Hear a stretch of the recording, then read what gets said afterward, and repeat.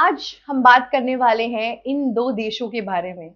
ये दो world power वाले देश जिनको डेवलप कंट्री जैसे भी बोला जाता है। जी हाँ, ये है हमारे सुपर पावर। इनका ट्रेड, इंफ्रास्ट्रक्चर, इनकी सप्लाई चेन, हर चीज, इकोनॉमी, जीडीपी, एवरीथिंग मैं बोलूं ऑन टॉप रहती है। इन देशों के ऊपर लोग देखते हैं कि इनकी स्टडीज करते हैं कि ये कैसे इस नंबर पे पहुंचे।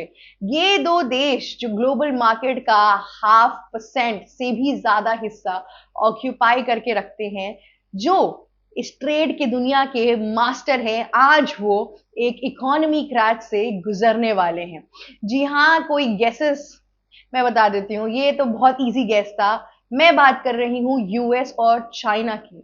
दोनों ही अपने अपने सीमाओं पर एक इकोनॉमिक क्राइसिस के अंदर एंटर कर रहे हैं। पहले बात करते हैं डोनाल्ड ट्रंप यानी यूएस की। यूएस इस टाइम पे एक मैं क्या बोलूं, डिफ्लेशन की तरफ गुजर रहा है, मतलब बढ़ता ही जा रहा है। उसमें सबसे बड़ा इशू ये आया है कि डोनाल्ड ट्रंप ने जिस तरीके के डिसीजंस लिए हैं आने वाले टाइम में, जैसे उन्होंने इमिग्रेंट पॉलिसी, जहां पे वो इमिग्रेंट्स को जेलों में बंद कर रहे हैं, अलग अलग जगहों पे भेज रहे हैं, अपने कंट्री से भेज रहे हैं, इलीगल कह रहे हैं, इन सब चीजों ने यूएस का लेबर वर्कफोर्स बहुत कम कर दिया है। जी हाँ, वहां पे एक इशू आ चुकी है, वहां पे लेबर्स की कमी बढ़ती जा रही है।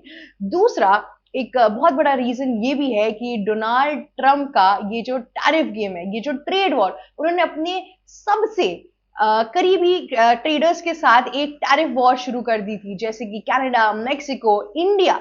इंडिया पे उन्होंने 50% टैरिफ लगा दी। आपको पता है कि India pharmaceutical, garment, steel, aluminium, इन सब का एक अच्छा खासा मार्केट यूएस के अंदर बनाता है। उनकी इकोनॉमी जनरेट करता है इन सब चीजों से। और अब यूएस के डोनाल्ड ट्रंप बिल्कुल हक्के बक्के रह गए हैं। जियोपॉलिटिकल की एक्सपर्ट्स का माने तो काफी, अगर हम माने मार्च, अप्रैल, जून, जुलाई, इन चारों महीनों में ही इनके डेटा के हिसाब से रिटेल प्राइसेस काफी नीचे चली गई हैं। लोग मार्केट में सामान ही नहीं खरीद रहे। इस टाइम पे कंज्यूमर का मोराल इतना डाउन हो चुका है, इन सब चीजों के चक्कर में इतनी ज्यादा अनरेस्ट और चेंजेस आ चुके हैं यूएस पॉलिसी के अंदर कि जो पूरी मार्केट है वो क्रैश डाउन होती जा रही है। शेयर मार्केट नीचे गुजर चुका है, तो लोगों का जो उत्साह होता है ना, वो बहुत कम हो चुका है वहां पे। हालांकि डोनाल्ड ट्रंप ने ये जो पूरा टैरिफ का डिसीजन लिया था, ये इसलिए भी किया था ताकि उनकी अमेरिका फर्स्ट पॉलिसी के अंदर जो वो बातें कह रहे थे कि इससे हम अपनी डोमेस्टिक मार्केट ज्यादा मजबूत करेंगे, एम्प्लॉयमेंट लाएंगे, तरह तरह की चीजें जो उन्होंने स्टेट की थी, ऐसा कुछ भी नहीं हुआ।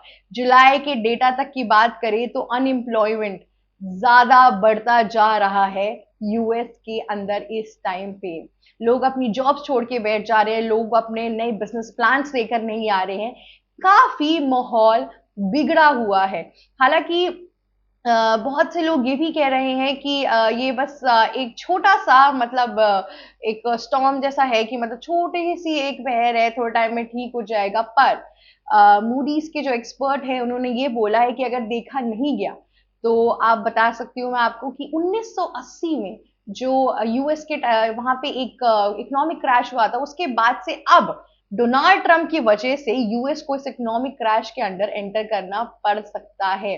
और इस टाइम पे यूएस ने अपने रिलेशंस इतने खराब कर लिए हैं कि कौन कौन उनके लिए खड़ा होगा ये भी कहना बहुत ही ज्यादा मुश्किल हो सकता है। वॉर के टाइम में जहां ग्लोबल मार्केट ऑलरेडी इतने अनरेस्ट के थ्रू जा रहा है, इतनी चीजें, इतने शेयर मार्केट और हर चीज इतना तरीकों से नीचे जा रहा है, उधर अगर ये दो कंट्रीज इनके इनके भी इकोनॉमी क्रैश होगी तो इन पे ही सिर्फ असर नहीं होगा, बल्कि छोटे छोटे जो डेवलपिंग कंट्रीज है जैसे इंडिया, इंडिया को भी इससे भारी अमाउंट में असर होगा। जब यूएस में डिमांड ही नहीं होगी तो इंडिया क्या सप्लाई करेगा वहां पे, क्या बिजनेसेस आप गेन करोगे वहां पे। तो इसलिए इन दोनों का भी ठीक रहना इंपॉर्टेंट है। ट्रेड ऐसे नहीं चलता, व्यापार आमने सामने से चलता है, प्रॉफिट लॉस से चलता है, एक इक्विलिब्रियम होता है व्यापार के अंदर जो मेंटेन करना पड़ता है डिमांड और सप्लाई का। तो इस टाइम पे डिमांड ही नहीं रहेगी तो सप्लाई किस चीज की करेंगे। दूसरी बहुत महत्वपूर्ण चीज ये भी है कि यूएस में इस टाइम पे पॉलिटिकल अनरेस्ट भी बहुत ज्यादा देखा जा रहा है। एक तरफ लोग कहते हैं कि डोनाल्ड ट्रंप के डिसीजन सही नहीं है, ऐसे हैं वैसे हैं, दूसरी तरफ ही बहुत से एक्सपर्ट्स ये भी कह रहे हैं कि ये एक छोटा मोटा अनरेस्ट है, ये जल्दी ही सॉल्व हो जाएगा। पर कुछ जियो पॉलिटिकल लीडर्स ये भी कह रहे हैं कि आने वाले जितने मंथ हैं वो यूएस के लिए और खतरनाक ही हो सकते हैं। तो डोनाल्ड ट्रंप को अपनी पॉलिसीज को ठीक करना होगा। इस टाइम पे यूएस के अंदर लेबर फोर्स की बहुत कमी है, जैसा मैंने आपको पहले भी बताया। लोगों को अपने देश में भेजा जा रहा है या फिर वो जेल चले जा रहे हैं या काफी चीजें होती जा रही हैं। अब इन सब चीजों से यूएस कैसे निकलेगा, ये एक बहुत देखने वाली चीज होगी। इसमें सिर्फ यूएस की मार्केट ही नहीं इफेक्ट हो रही है इससे। इस टाइम पे जितने फॉरेन स्टूडेंट्स जो अप्लाई कर रहे हैं वो भी इफेक्ट होंगे। अगर मार्केट ही क्रैश डाउन में चलेगा तो स्कॉलरशिप के पैसे कहाँ से आएंगे, चीजें कहाँ से आएंगी, गवर्नमेंट अलाउंसेस कैसे आएंगे अगर गवर्नमेंट खुद ही नहीं कमाएगा तो। अगर यूएस में डेफिसिट भी हो सकता है फंड्स का। और इस टाइम पे तो बहुत क्रूशल मामला भी चल रहा है। एक तरफ डोनाल्ड ट्रंप देखे गए हैं, व्लादिमीर पुतिन के साथ पहले उनकी मीटिंग हो गई, अब उनकी जेलेंस्की और यूरोपियन लीडर्स के साथ मीटिंग हो रही थी। तो ऐसे ही वो काफी सुर्खियों में बने थे। उसी तरफ यूएस का ये इकोनॉमिक क्रैश डाउन भी एक बहुत बड़ा, मैं आपको बताऊं, संकेत हो सकता है कि डोनाल्ड ट्रंप को चीजों को थोड़ा और सीरियसली लेना चाहिए। जितने वो अटपड़ंगे स्टेप्स और जितने रैंडम चीजें वो करते हैं उन्हें थोड़ा सा अपनी गति धीमी करनी चाहिए। अगर वो इसी तरीके से चलते रह गए तो ना घाट के रह जाएंगे ना घर के, क्योंकि ऑलरेडी वॉर में जो होना है वो तो होगा ही। पर यूएस की इकोनॉमी भी नीचे की तरफ जा सकती है। अब देखना ये होगा कि इन सब चीजों के बीच में डोनाल्ड ट्रंप क्या डिसीजन लेते हैं। क्या उनके टैरिफ पॉलिसी में कुछ चेंजेस आएंगे, क्या उनके ट्रेड में कुछ चीजें आएंगी, और कैसा रहेगा ये पूरा का पूरा टाइम, और इससे आने वाले टाइम में इंडिया जैसे देशों पे क्या असर पड़ने वाला है, इस पर भी हम आगे बात करते रहेंगे। अब चलते हैं चाइना की तरफ। चाइना की सबसे बड़ी प्रॉब्लम इस टाइम पे ये है कि चाइना का रिटेल प्राइस भी नीचे जाता जा रहा है। चाइना के जितने कस्टमर्स हैं वहां पे कोई बिजनेसेस नहीं हो रहे हैं। इस टाइम पे रियल स्टेट बिजनेसेस डाउन हो गए हैं। इस टाइम पे प्रोडक्शन डाउन हो चुका है। इस टाइम पे डिमांड ही नहीं है चाइना के अंदर कि आपको बोला जा सके कि वहां पे ना कुछ सप्लाई किया जा सके। और चाइना बहुत, अगर आप देखेंगे कुछ 2 सदियों से चाइना की पॉपुलेशन और उसकी इकोनॉमी सेकेंड लार्जेस्ट है ना। और इस टाइम पे चाइना के पास इतना इंफ्रास्ट्रक्चर है, इतना ज्यादा सामान बन के रखा हुआ है उस देश के अंदर, पर उससे कोई इस्तेमाल करने वाला नहीं है। सबसे बड़ी जो इशू चाइना के अंदर है वो इस बात की भी है कि आपको याद होगा चाइना ने एक टाइम पे 1 चाइल्ड पॉलिसी की थी। उस पॉलिसी की वजह से चाइना में यूथ पॉपुलेशन की बहुत कमी हो गई है। कोई आधे ज्यादातर एल्डरली वर्कर्स इस टाइम पे चाइना के अंदर है, जिससे फ्रेश आइडियाज नहीं आ रहे, वो एंथुजियाज्म में नहीं आ रहा है, लेबर फोर्स में कमी आ रही है। वो जो इफेक्टिव रिजल्ट चाइना देखना चाहता है वो इस टाइम पे नहीं आ रहा है।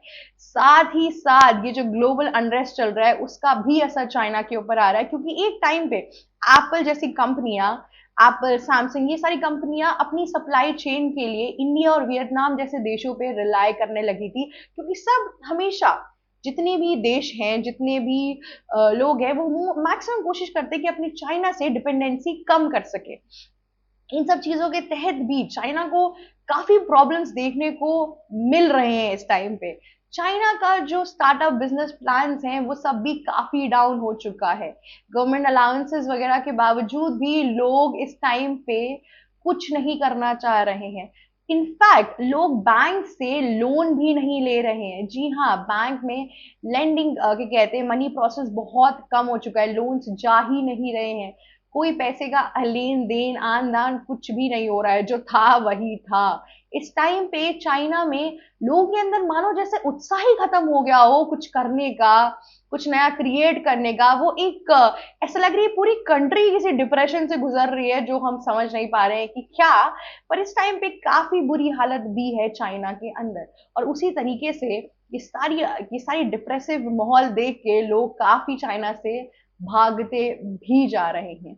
अब चाइना का क्या होने वाला है और यूएस का क्या होगा, इन दोनों का जो भी होगा वो इंडिया के पॉइंट ऑफ व्यू के लिए बहुत इंपॉर्टेंट है, क्योंकि यूएस से बिट्रेयल के बाद इंडिया चाइना के साथ हाथ बढ़ा सकता है। अब अगर चाइना के साथ हाथ बढ़ाएगा तो उसको वैसे भी एक पावर की जरूरत है, और अगर चाइना खुद ही इकोनॉमिक क्रैश से गुजरेगा तो इंडिया को वहां मार्केट बनाने में बहुत टाइम लग सकता है। और अगर वो मार्केट बना भी लेगा तो उसको जितना उपयुक्त इन्वेस्टमेंट या फिर जितना उपयुक्त रिजल्ट चाहिए वो उसे नहीं मिलेगा इस टाइम पे, जैसे चाइना की हालत है इस टाइम पे। तो देखना बहुत जरूरी रहेगा और देखना बहुत दिलचस्प भी रहेगा कि ये दोनों ही कंट्री जो कि एक वर्ल्ड पावर है, ये कैसे अपनी इकोनॉमिक क्रैशेस को डील करेंगी। एक्सपर्ट्स का कहा जाए तो आने वाले जितने 2-3 महीने हैं ये दोनों कंट्रीज के लिए काफी डिफिकल्ट हैं। अब देखते हैं कि क्या होगा, कैसी चीजें होंगी, कैसे रिफॉर्म्स आएंगे, इंडिया जैसे देशों पर क्या असर पड़ेगा इस सब चीजों के बाद, ये सब देखना बहुत दिलचस्प रहेगा। इन सब चीजों के लिए और जियोपॉलिटिकल अपडेट्स के लिए और war related, Russia Ukraine related हर जितने भी जियोपॉलिटिकल अपडेट्स हैं उन सब के लिए एबीसी हिंदी पर बने रहिए। मैं हूँ शिव चित्रांशी, और अगर आपको ये सारे वीडियोस अच्छे लगे, आपको कोई परेशानियां हैं, कोई क्योरी है, तो आप कमेंट बॉक्स में लिखिए और हमारे पुराने वीडियोस भी देखिए इन सब अपग्रेडेड टॉपिक्स को समझने के लिए। और लाइक, शेयर, सब्सक्राइब और कमेंट करना बिल्कुल भी मत भूलिए। Thank you for watching us. ABC Hindi news, आज ही जुड़िए हर खबर के साथ।